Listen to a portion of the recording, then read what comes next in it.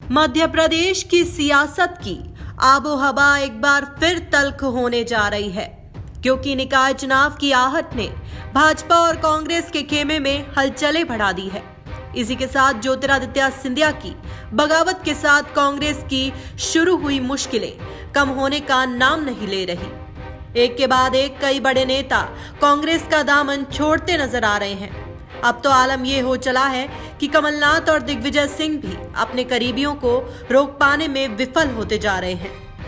दरअसल निकाय चुनाव से पहले दिग्विजय सिंह के गढ़ में अब ज्योतिरादित्य सिंधिया ने सेंधमारी कर दी है।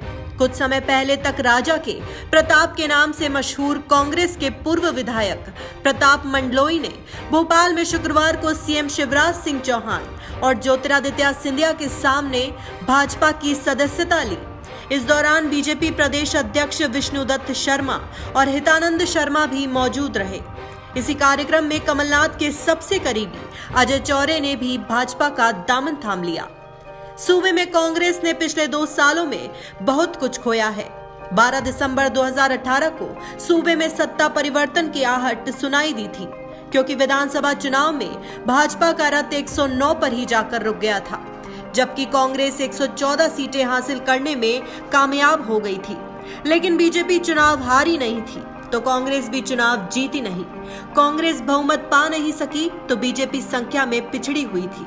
मगर बीजेपी सत्ता से 15 साल बाद हट रही थी तो कांग्रेस 15 सालों में सत्ता पर काबिज होने जा रही थी।